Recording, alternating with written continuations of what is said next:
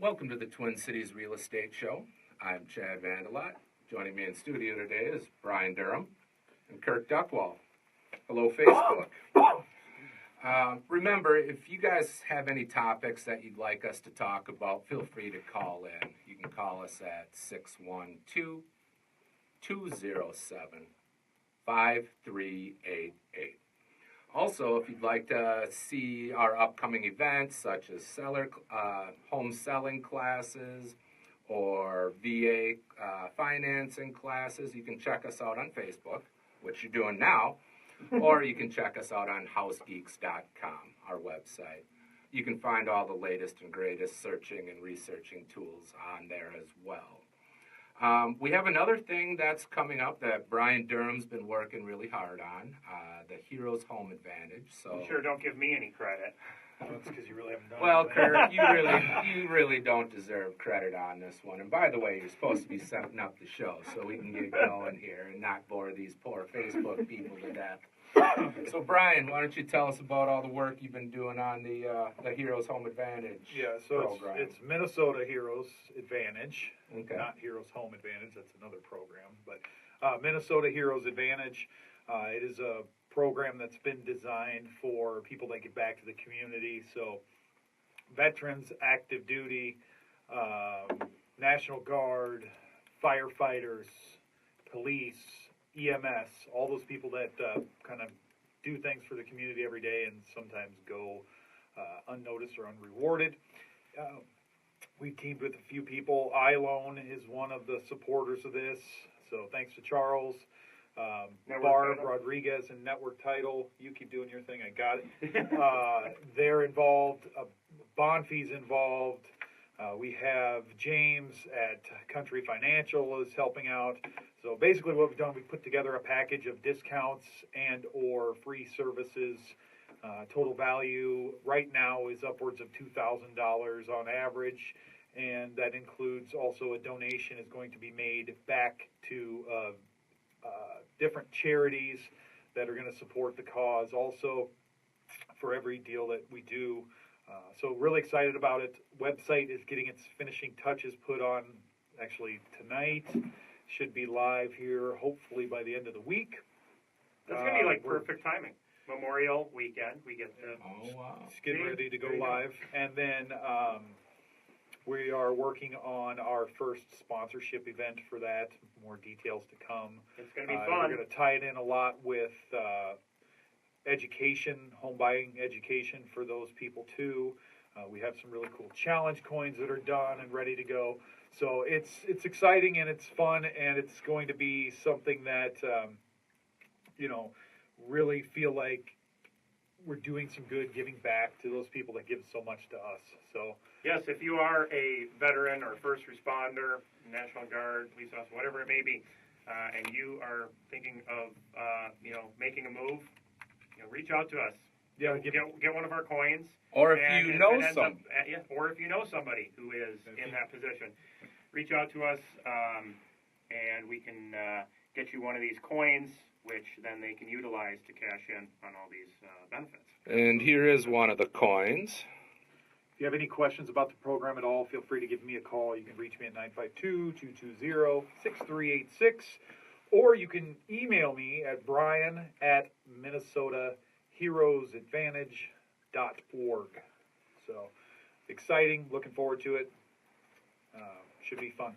All right, so today we are talking about buying versus renting. And some of the pros and cons to each. You guys ready to record? Let's do a radio All right.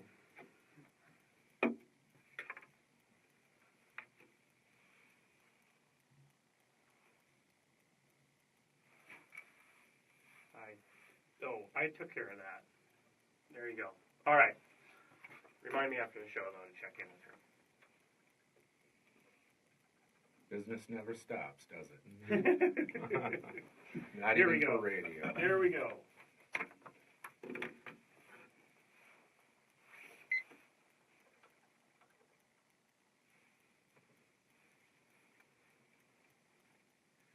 Welcome to the Twin Cities Real Estate Show, sponsored by Bricks Real Estate. I'm Kirk Duckwall. Joining me is Chad Vandelot and Brian Durham, and we are the House Geeks. If you have any questions for us during or after the show, you give us a call at 612-207-5388. Again, 612-207-5388. You can also check us out online anytime at housegeeks.com for the latest and greatest searching and researching tools. Follow us on our Facebook page where you can see upcoming events and watch us do our live recording on Facebook Live most weeks. All right, so today we are talking about buying versus renting real estate and some of the pros and cons to each. This is a conversation that comes up so often in this business. Sadly enough, I think quite often it comes up with not enough time to actually make that correct decision. I mean, how often have we had somebody reach out to us, oh, my lease is coming to an end in a month, and I need to buy a house. This is a conversation you really want to start having with your realtor and loan officers, I would say a good 6 months prior to your lease coming to an end, unless you're on a month-to-month lease. But you really want to start planning because timelines in real estate go so much faster than people think. You start the qualification process, and although you can get pre-approved to get fully, preliminary underwriting approval and all that, it might take a week, right? If to go through that whole process, right? Or if you're on the cusp of getting a more advantageous loan to you by maybe reducing your credit score, paying off some credit cards, the more time you give the loan officer to give you that proper counsel, the better your loan will be. Well, I know I had a situation where we knew it was an achievable loan, but it was going to take probably 2 to 4 months to get to that point. And, you have these, what I call predatory lenders, not in the sense of what they called it back in 2008, but in the sense that they are only going after people that are like, oh, I found the house, I need to buy it now, I need to get pre-approved now, and therefore are not able to fully shop out the right mortgage for them. I know this is something that we cover in our class pretty regularly, that these online lenders that, spaceship mortgage or whatever it may be. I have a real-life example of that right now. A client contacted me probably 4 months out. They had about a 4-month time, about a 3-month timeline. Got him to a loan officer. The loan officer gave him some credit counseling because at that time they did not qualify for a loan. But it was realistic that they could qualify for a conventional loan within that time period by making some payments, which they had money to do to get their credit score to the proper point. They ended up being 2 points shy after making most of them, but not all of them, and they ended up jumping ship and going with an FHA loan. But the problem is they wanted an updated house. They had 4 kids, and to get an FHA loan that suit their needs was going to be really tough. Probably cut the available properties. So just a little more time given, they would have been able to achieve their goals. I mean, you're saying 4 months or 3 months, which to a lot of people would sound like ample amount of time to get themselves ready to do a purchase. But that's why 6 months. They were 2 points shy of achieving their goal, and just did not have enough time. Well, proper planning is going to put you in a good position to. It's not about qualifying, just qualifying. It's more about what is the right loan, what is the best loan. I talk about 2 most important things in real estate, and this is the 2 traps that new home buyers fall into all the time. So patience is a virtue. Be patient in the process. Give yourself as much time as you can to learn as much about it and do it the right way. Okay? And the second is, if it seems too good to be true, it probably is. And if somebody's pushing you to do it within a certain time period, that raises a red flag. Try and figure out why they may be trying to speed you up to get something done. So giving yourself ample time can help with this buying versus renting conversation. Because if you don't give yourself enough time, you've already answered it. You're going to continue renting, at least for that month-to-month or another 1-year lease, whatever it may be. one of the biggest mistakes that I see next to not giving them somebody enough time to make the decision is setting your expectations appropriately, which is, and it took me a while to realize this, but why is it that somebody is okay renting something year after year after year, but when it comes to the conversation of buying, they would never buy that same thing? Because they watch too much home garden television. I mean, how often do we see that? They're in a 2-bedroom apartment, but they want a 4-bedroom house with 3 bathrooms on a third of an acre. Right, whatever it Under 200,000. So, if you're willing to rent it, you should be willing to buy it. It takes little steps in real estate. I have personally, I don't know, I think I'm on house number 4 now. And, finally to that point where, I would have loved to have that be house number 1, but there's no way I could have done that in the first step. I had to take baby steps in real estate. And if you look at what most people do, that is what they do, So if you're willing to rent for another year, if you're like, well, I'm not finding what I want, I'll just continue to rent this 2-bedroom apartment, why not be willing to buy a 2-bedroom condo,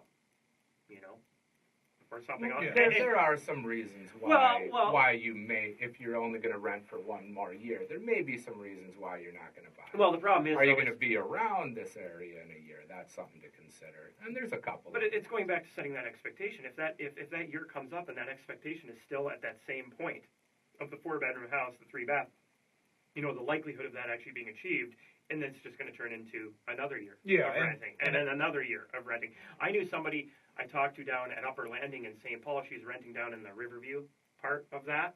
She's been renting there for 15 years instead of buying one of the ones over in the 140 building, which she could have had, probably at the amount of rent she was paying, the entire ownership. Probably paid off. And paid off. Well, and if they're not planning on being around in another year, then we wouldn't be out looking at that point anyway. I mean, that's right, yeah. Time frames, that's all part of the initial consultation and trying to really get to figuring out what your goals are and what you're trying to accomplish. Because if it's not aligning with buying, then we go over that in the beginning, and quite honestly, there's no point in going out and looking at things to buy and going through the financial, physical of getting pre-approved right now if you're not going to be around in a year. It just doesn't, for most people. Well, yeah, and when we get into the, coming up in a couple segments, we're going to talk about, the top 10 reasons why it makes sense to continue renting. And I'm not here to bash renting because there's many situations where it does make sense. For some people, that's the best way. But if your goal is, hey, my goal is to buy and not pay rent because of all the reasons we're going to kind of get into here in a little bit, setting yourself up for success is, I think, key to that, and key is setting appropriate expectations. Absolutely. If you're willing to rent that 2-bedroom apartment for another year, you should be willing to buy that 2-bedroom condo or buy a townhome, not just immediately step into the large single-family house. And I think most, and with as long as we've been in the business, a lot of our early clients now, they're making that next move. Right, they're moving into their next house, and on average, people move every 7 years. You move up as your family grows, and you move back down as people move out. That's just what it is. And to try to buy that 20-year house from the get-go, it's almost impossible. You don't see that very often. No. For most people, that just doesn't work. Right, because you start to listen to somebody's 5-year goals, 10-year goals, and 20-year goals, and this is the conversation you should be having with your realtor when having this renting versus buying. What are these long-term goals to figure out where are we going? And it's a difference if, a few more months you fall into the pay raise category, and that's going to allow you to make that next step. And this is a conversation, I don't know if you guys have it, but I don't want somebody to be house poor in the purchase. I always say, what's a comfortable monthly payment? But if we're talking a difference of $100 to go from that 5-year house to that 10-year house, then maybe that is something to take into consideration in the shopping. Well, Or that's if your almost- employment has great upward mobility in the future, Yes. in the near future, that's something to take into consideration as well. Well, yeah, that extra $100 a month is almost $30,000 in price difference. And So- that's something the average person doesn't understand always. You know, some of the really cool tools that are available out there. I was actually just on this one called Rent Jungle, which I'll tell you, you know, we've done a few shows on income properties, and for anybody who's listened to those, that is a really great research site if you want to know what. Rent Jungle's good. Rentrate.com is another. Yeah, good I was looking at that one as well. I guess I loved how it broke it down by individual neighborhood, depending on the city that you looked at.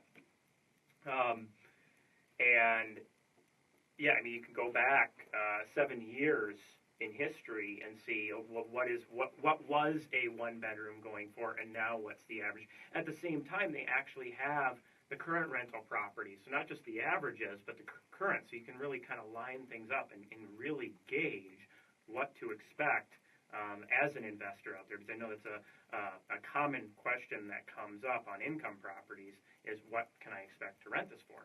But on the other hand, if you are looking at continuing to rent, you can also gauge what is the expected increase that we're going to continue to see in this neighborhood. All right, we're actually going to take a quick commercial break. When we come back, we're going to get a little bit more into how to calculate if it makes sense to buy versus rent or whatever it may be. If you have any questions for us, you can give us a call at 612-207-5388. Again, 612-207-5388. Check us out online at housegeeks.com.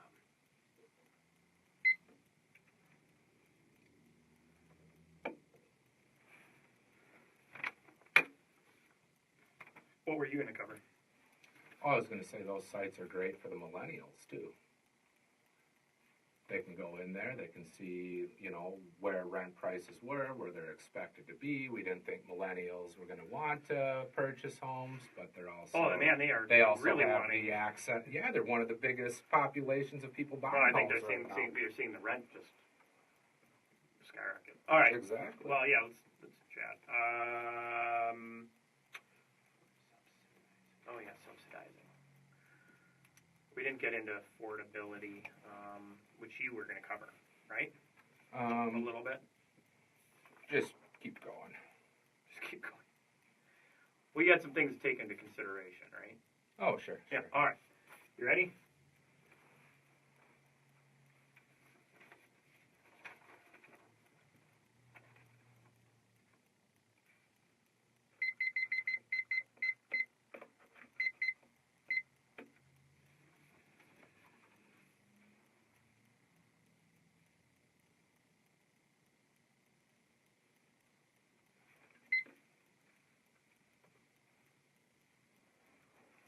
Welcome back to the Twin Cities Real Estate Show, sponsored by Bricks Real Estate with the House Geeks. I'm Kirk Duckwell in studio with Chad Vandelot and Brian Durham. If you have any questions for us, you can give us a call at 612-207-5388. Again, 612-207-5388. Check us out online at housegeeks.com for the latest and greatest searching and researching tools. Today we're talking about buying versus renting real estate and some of the pros and cons to each. We were just last segment talking about some of the websites and tools that can be used to do this. You know, we were talking about buyer expectations and setting those appropriately so you can set yourself up for success. I mean, we see far too many people, I think, set their expectations not correctly, don't give themselves enough time. Their goals exceed what is actually feasible to do. So by setting yourself up that way, you can actually hit your timelines, and then you're not in this position of, oh, we had to sign a lease for another year again. Okay, so affordability, you know, that buying a home and calculating the cost, I mean, it's so important to not put yourself in a house poor position unless, like we talked about in the last segment, where okay, maybe you stretch it for a month until you like you said, the upward movement in a job that you know that's going to happen. Then it can make a little sense to do that. But you don't want to just think there's lots of things to think about in affordability, and I know you had written down some stuff, Chad. Yeah, a couple of the basic things are, and first of all, the best person to give you advice on this is a loan officer. But in general, you want to figure out what your take-home pay is and figure out what it is after any contributions to your IRAs or your 401ks. Find out what all of your debt is. What is that number? What's the total debt? What's the monthly cost of that debt? And down payment. Do you have the capital now for a down payment, or are you looking to do a loan with little or no money down? I'm going to cut in there real quick because that down payment thing is, when I was on the Realtor.com, the rent-buy calculator, Oh, yeah. that was in there. Well, remember, between Calculated at 20% down. exactly, Mhm. between All the ones I looked at, too, were default at 20% down, exactly. And there's a reason for that. And you got to remember, there's MHFA, Home Ready, Home Possible. there's lots of different programs that are low down payment, or a VA where it's zero down, or rural development that it's also zero down. That there are these loans out there where you don't necessarily have to take that 20% into consideration Yeah, and I for the think, rent versus buy. especially with the rural development, a lot of people get confused. That's not like way outstate Minnesota. That's just on the outskirts of the cities. You can qualify for some of those programs. Elko, yeah. Elko, Chisago Newmarket. City. Yeah, I mean, there's a lot of them. So give us a call or email us. and we can Chisago? help with that. Cool. Belle Plaine, Jordan. I mean, there's a lot. So yeah, affordability, and I think a lot is to be taken into consideration with the structure of the payment and the down payment. And we were talking about that rent versus buy calculator, which is a pretty cool one. But just remember that down payment piece of the pie, and that's if you type in rent versus buy calculator, Realtor.com was the one I used. But it really gives you an idea of at what point does it start making sense. And I think that this is something we kind of keep in the back of our mind as realtors. This is the first time I've seen it on paper, where I did it. And, what's kind of what do you usually hear for how long do you need to be there before it makes sense to own it versus rent it? I think I hear 5 to 7 years, but I'm not sure that that's accurate. See, I hear 3 to 5. 3 years. I hear three to 5. When I was messing with the numbers, I came up with about 3 years. Yeah, 3 years is what I came up with using the calculator. I think I've heard in the past that 5-7 year mark. Yeah, a lot of it just has to do with appreciation rates and all that stuff. So, I mean, it fluctuates. But it kind of gives you an idea for, what are the costs that you can expect. The one thing to keep in mind, though, I mean, what is it, and throwing it out to you and Chad, Brian, is what is it that we see when we go into a foreclosed house? And usually foreclosed means the person couldn't afford it. For one reason or another, they could not afford it any longer. What do you usually see? What wasn't taken care of? The house itself, Yeah, people the just kind structure. of either ran out of money or got emotionally overwhelmed with some aspect of life and did not continue to update and maintain the house. Well, and that's, I think, one of the biggest things Mechanicals. to factor in when you're trying to calculate rent versus buy is make sure you budget enough money to take care of the house that you're going to buy. Yeah, Absolutely. Okay? Because if you're sitting there going, oh, $1,500, that's what I can spend on rent. That's it. I am maxed at $1,500. You should not be spending $1,500 on a house payment for a single family. You're going to be overstretched because you start to take in maintenance into consideration, and you've just blown that number out of the water. And so setting realistic expectations, like you said, talking to a loan officer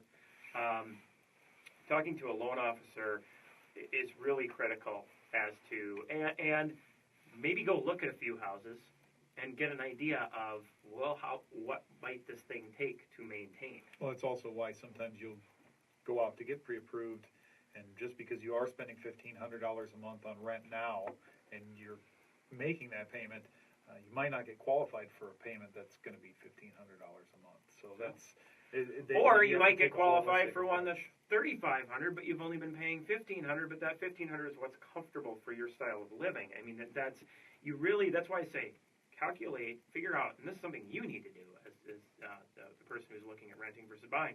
What is comfortable? That's one thing Charles does a really good job with. That's one of the first questions he always asks is, what do you want your monthly payment to be? Mm-hmm. You know, because then you can back into a price point that's comfortable for you, and you're not feeling stretched, because maybe you do like to go out and eat every night, and like some of those things that, you know, are also kind of a drain on your wallet. Mm-hmm. You know, so if you like going to Manny's once or twice a week, I never go out to eat. You know, there's king of the ramen noodles over here. So that's lunchtime. I was kind of being sarcastic. I usually go out for dinner every night. All right, but that's why I eat ramen noodles during the day. I could spend that a little extra on the dinner. One of the things too that I think a lot of people, when they look at rent versus buy, they forget to take into consideration, or it takes them a while, is what's something young people will typically have that helps cover rent? Friends living with them. Roommates. Yep. Right, roommates. Okay? So if you're sitting there and you have a roommate right now and your lease is coming to an end, you know, if you could actually buy something for less expensive, I think you and your roommate would both appreciate if you did that, you know, and because I had roommates in the first at least 2 houses I had, you know, and that subsidized almost half my mortgage payment. So, you know, why not do that? Just remember, though, if they're not buying the house with you, sometimes it's hard for your loan officer to qualify that. Yeah, I extra mean, rent you you still have to qualify for the house, or somebody does. Exactly. Unless you're going to buy it together. So just some things to think about there. All right. When we come back, we're going to get into the top 10, a couple top 10 lists of rent versus buy. We'll be right back. Check us out online at housegeeks.com. Your shoes are squeaky. I can hear it. I like the vibrant orange shoes, by the way. Well, They're red. loud They're both red. in sight and sound. They're red, but Oh, okay. well, Is that red? Let me see those. orange for me. Yeah, they look kind of orange. They Got faded. batteries? Yeah, they have lights in them. Yeah. I've seen it.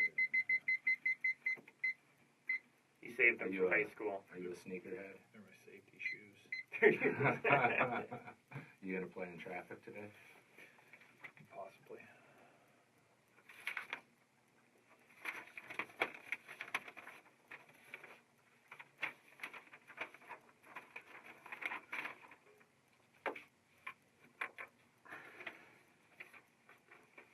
We're on segment 3. Yep. Okay, I just want to make sure so you set the clock appropriately. And how long I is it? never, ever not set the clock appropriately. No, never. That never happens, ever. Okay. Are we ready? And this is Well, you're the looking at 13-minute and 30 30-second seconds, segment, yes, right? yes. This page says 9, so I'm just Okay, well, making yeah, sure. I have. Okay. There you go. No, I trust you, but, well, not really. That's why I'm just going to flip the page. So. I trusted Kurt once. Yeah, how'd that work out for you? That's a topic for another show. Yeah, that's a whole radio show. I trusted Kurt. It's like a line of people on the door. On a non-real estate Oh, matter. my phone's ringing. Yeah. Oh, we got another topic for the show that they want to hear about. Okay. All right, here we go.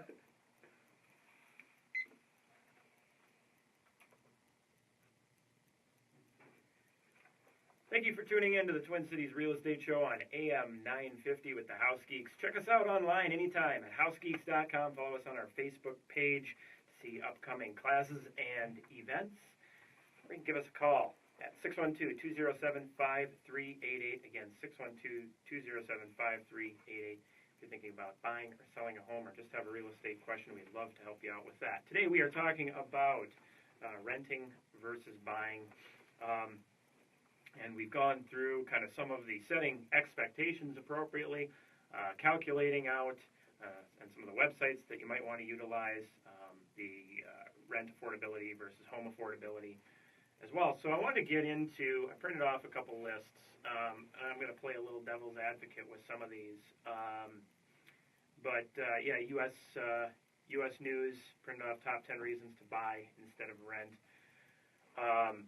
First one that came up, and this one caught me off guard a little bit. It says you can ramp up energy efficiency. And I'm thinking to myself, I'm like, I wouldn't think of that normally as a reason to buy instead of rent, but if you're renting a house, that completely makes sense, right? Because you don't know, is that guy got like an 80% efficient furnace from 1970 in there, and you could.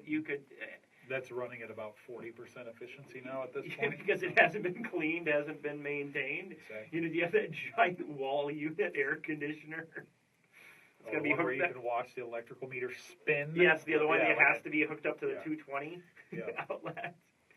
So yeah, I mean that makes complete sense that you can go in and sometimes very easily, you know, add a little insulation in the attic, update the mechanical doors, windows. Yeah. You know, and you get just the seals along the doors and windows sometimes makes a huge difference. I'll tell you this one. This is one where I see a lot of people throw money away, though. Windows. Yes, doing the seals completely makes sense. You definitely want to do the seals.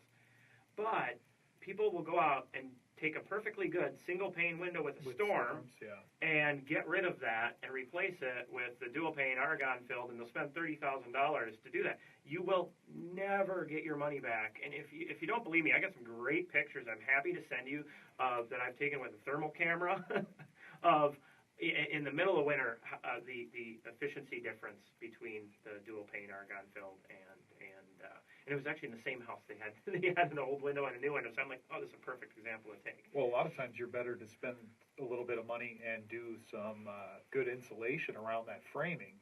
Mm-hmm. That's where you lose a lot of the energy efficiency is the insulation around it. If they install new windows or the original windows weren't, maybe they're installed correctly, but they weren't insulated correctly, you could save way more money that way than you can just taking perfectly good windows out and changing them. Number 2, you can customize your space. I think this is one that everybody thinks of. Mm-hmm. All right, you can make your spaces your own. I will say, be careful. Absolutely. How many houses have we seen over-customized? And they go to sell, and that space no longer. Yes, it worked for you, and it was great, but now you've actually harmed the value of the property. I was just having that conversation this weekend with some clients. We were out doing showings, and they're talking about, we can take this wall out and expand this master, and we'll take this small bedroom here next to it, and we'll turn it into a giant walk-in closet. And I went, okay, that's going to work great for you, but let's look long-term. Now 10 years down the road, you go to sell, and now you just took this from a 3-up to a 2-up. I said, you just. Well, I had somebody wanting to take a 3-up to a 1-up, 2 down, and I just like, whoa, no. You gotta at least have 2 on the same level. Minimum, and that's really going to limit your. Well, yeah, a lot of these split levels where it's 2 and 2, that's the number one complaint. Mm-hmm. There aren't 3 bedrooms on one level. So yeah.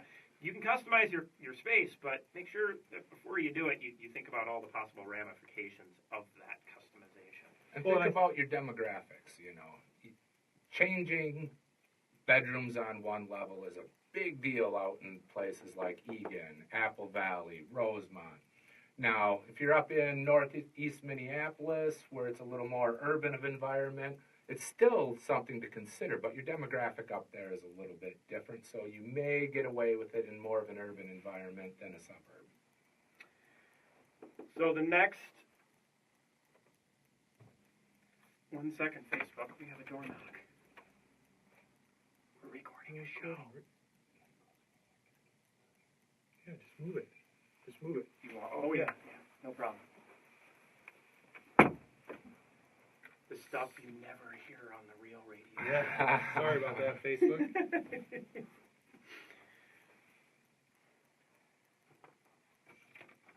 Ready? Yeah. Mm-hmm.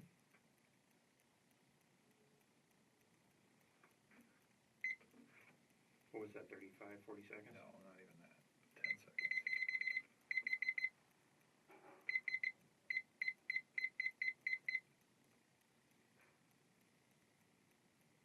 Ready? Mhm.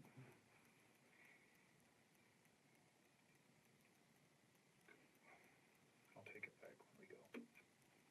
Oh, about the customizer space?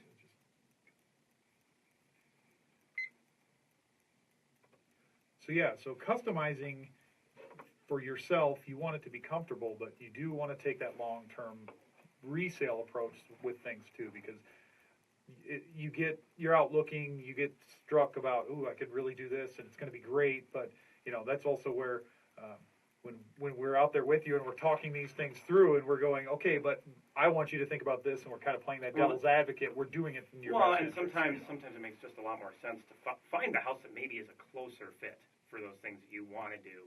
Yeah, or are you going to invest $50,000 to make it there when you can go buy it that's already almost done for another $30,000, $25,000 more? Exactly. So things to think about that return. This was an interesting one. Homeowners buy less furniture. I mean, it makes sense because you're not breaking it as much trying to move it around, right? I can tell you that as somebody who owns a staging company, we move a lot of furniture. We break a lot of furniture. And it almost always gets broke in the moving process. Exactly. However, this one got me thinking. I love that, when we go out, how often is it, oh, I love the house, but I don't think my hutch is going to fit in this dining room. Yeah. And the number one thing that I say is, remember, don't buy a house for your furniture. Buy furniture for your house. Yeah. It's really easy to get new furniture, and you want to make sure you have furniture appropriate for the spaces that you have. I mean, obviously, if it's an heirloom piece, but at the end of the day, just because you spent $1,500 10 years ago on a king bed, that might not work for the new craftsman home that you're trying to buy. Yes. If you want mid-century modern, you're going to have a hard time with that giant California king bed. Exactly. All right, so next one, number 3. Number 4. I feel like David Letterman here. Number 4. Number 4. Owning a home forces you to save. I don't know if I'd agree with that. Forces you to spend that you maybe need to save. I think they're referring to you're making your mortgage.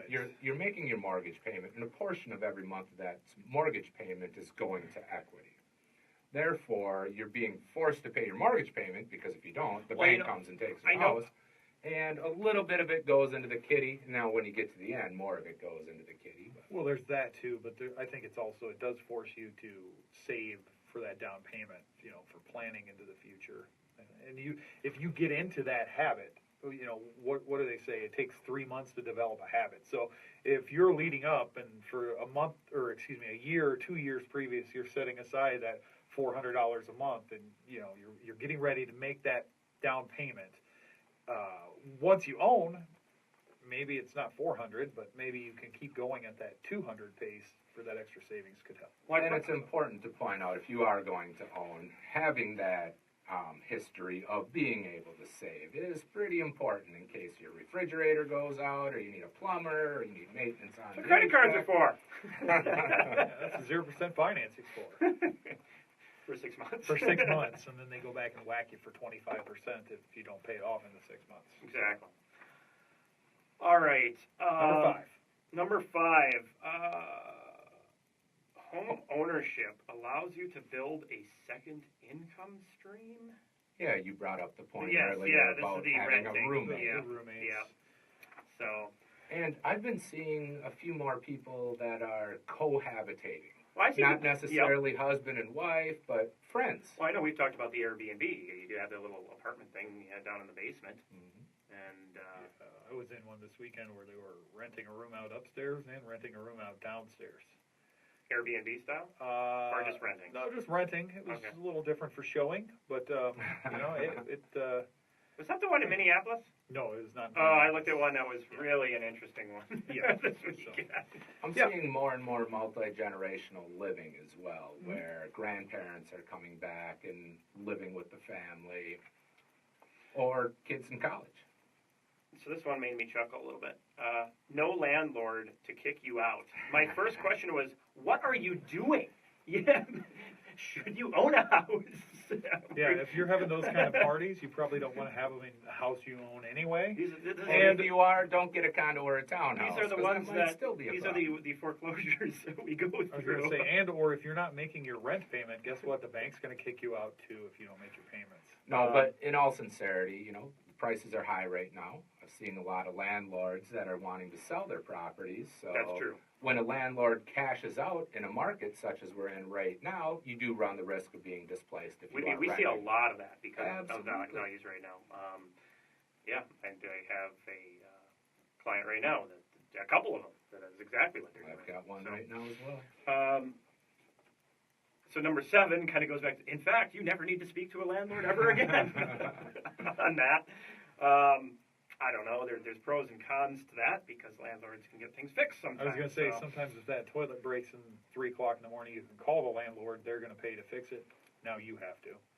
So this one, number 8, unlike rent, a fixed mortgage can't go up. Well, that's technically true, except for property taxes and insurance. Yeah, if you have principal and interest payment is fixed. Right, principal and interest is fixed. But, you know, if taxes go up or your insurance goes up, you know, that's going to adjust your monthly payment. And that's if you do a fixed rate loan. If you do an adjustable rate, you know, you have to be prepared for that. Payment could change. Now on the flip side of that coin, how many renters are you seeing now that are entering into the market because their rent prices are just up and up Oh, yeah. and up Oh, and completely. up consistently? Yep. Number 9? 9, homeowners can take tax deductions. If you want to know more about this, listen to last week's show. Honestly. Yep. Yeah, and contact MP. He'll be Yeah, able to they'll help be you out. able to help you out. Yeah, Yeah. no, that's Number 10. Number 10. You can take advantage of currently low interest rates, and it says prices. I don't know when this came out because prices are up, you know, this year. But interest rates are still really Historically really low. Exactly. Yes. So. And when you lock that in, you're locked in. It's not going to change unless you do adjustable rates. So exactly. You know, there were a couple others before we head out to commercial break that were on a different list. They were talking about appreciation, equity, savings. You know, all things. We actually talked a little bit about this in that last week's show as well. So another reason, if you want to know a little bit more in depth, that we're going to take a quick commercial break. If you have any questions, give us a call 612-207-5388 and 612-207-5388. We'll be right back.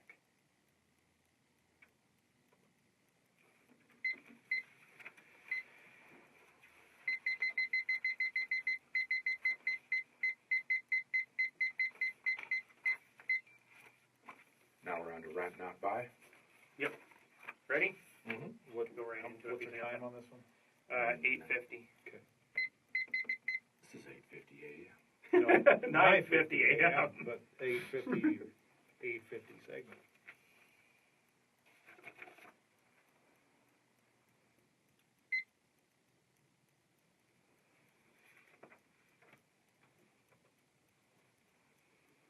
You're listening to Twin Cities Real Estate Show on AM at 950. If you have any questions for us, you can give us a call at 612-207-5388. Again, 612-207-5388. And we're talking about renting versus buying real estate, some of the pros and cons to each. And here in the last segment, we want to cover why it might make sense to rent versus buy, because that comes up a lot. And in the beginning of the show, we said one of the reasons is, well, you just didn't give yourself enough time. So if you're sitting there thinking, hey, I might want to buy, make sure you have time. If you are sitting there with, 60 days or less until your lease is up, you're probably short. So Yeah, so you want to, you just want to be proactive at that point. Go to the landlord and say, hey, can I do month to month? Or can I do a 3-month extension? A lot of times if you don't do something, if you're not proactive, your lease will auto-renew for a year, and then you're locked in again. Exactly. So you just want to be careful with So, yes, that don't get stuck into renting, because that's a forced way to rent versus buy. Okay, so, some of these, and this list comes from Forbes. And so number 1, no needs to worry about your yard work, Okay, they make these things called condos and townhomes, and you don't need to worry about. Well, that was going to be my devil's advocate remark there, that you don't need. My thing. Yeah. But yes. yeah, but Makes sense. This one threw me off. I didn't really think this was a very justifiable, and maybe it's different in other cities, and that's why it's on here, which is live in a more walkable area. Well, I mean, you go to Uptown or something like that, and look at what it costs for rent, and look at what it costs to buy that same condo.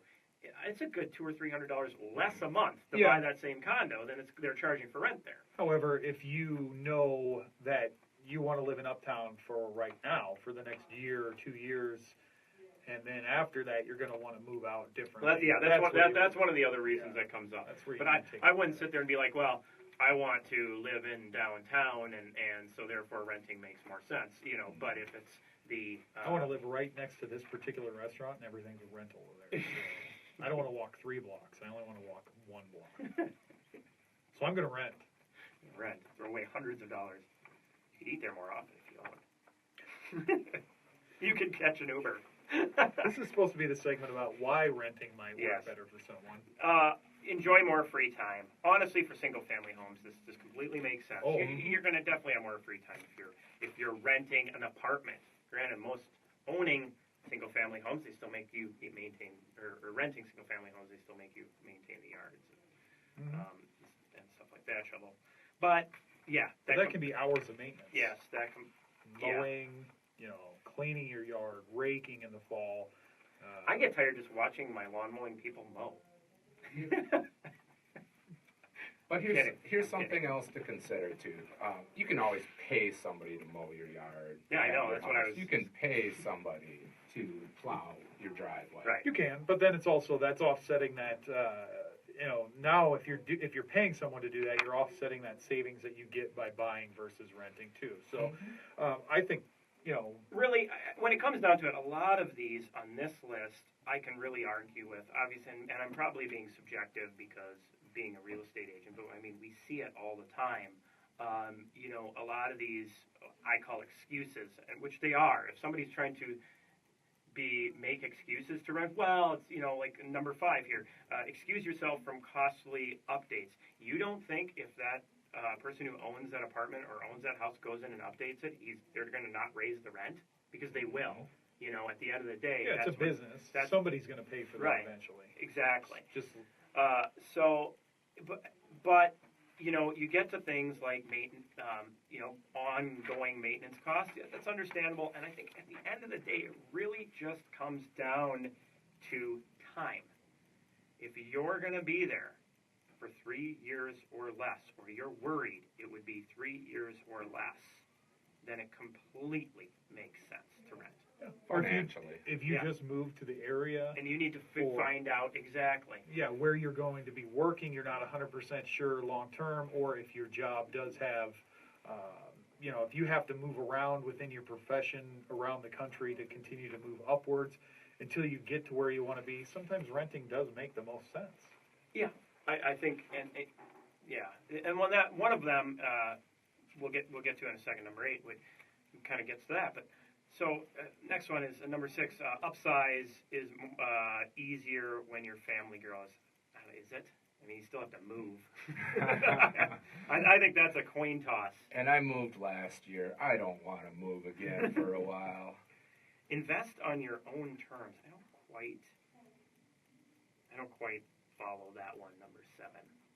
A reason to rent versus buy. I mean, I think you buy is that's on your own terms more than anything. Somebody's not going to randomly come and say, "Oh, rent's going up," Yeah. Do you really want to move? Every year when that lease comes due. Well, yeah, and that was one of the notes that I made was, it says upsize more easily when your family grows. Going back to number 6. What if you have to wait for that lease to come up? That's not easy. You have to. Let's say you realize you have your mom moving back in, and you're short space, and now your lease is another 9 months long. It's not easier, I don't think, in that sense. However, number 8, keep your options open. I think that's kind of what you're talking about, and I think that talks about that. If you think, hey, I'm in a relationship, and this might get more serious, and maybe we want to end up buying a place together, that for the short-term renting might make a lot of sense. Or, like you're saying, you end up I think ultimately this is the one that it comes down to for almost Absolutely. everybody. The reason that they continue to rent, it's to keep the options it's open. to keep those I think options every open. other one to me seems more like an excuse that I've heard these excuses, but keeping options open, that makes sense. If you're going to be moving because of a job, if you might have the short-term family size changes, that completely makes sense, and I will never give somebody a hard time in that sense. But some of these other reasons aren't. And some people are just, they are literally commitment scared. Buying a house is a big commitment. What's funny, you had mentioned during one of the breaks, millennials, that it looked like that was going to be one of the biggest rental populations, and that's not what they're the big buyers out because there they right now. understand, they're looking at it from a financial perspective, and they're wanting to put their money to work the best way that they can. And they're really likely to get on the computer and look for a mortgage calculator and see how that mortgage affects things. They're really likely to get on there and find the rent versus buy calculators that we've been talking about. Being analytical and really and utilizing technology, and as the house geeks, I mean, that's something we are completely for is using technology to empower yourself and to really learn and to figure out, does it make sense to rent? Does it make sense to buy? And not just have a bunch of excuses, but real reasons, calculated decisions behind that. And help you walk through that decision-making process. I mean, I can tell you some of the best discussions I've had have been talking people out of buying because they just weren't ready. And you sit down and you talk through all of the process and what it goes into, and they were like, you know what? Yeah, we're not ready yet. But you know what? When they were ready, they came back, and that's really what it's for. Well, exactly. And sometimes it takes a little time to figure out what you or your family needs in a property, and that kind of goes back to that leaving options open. We'll be back again next week. If you have any questions, give us a call, 612-207-5388.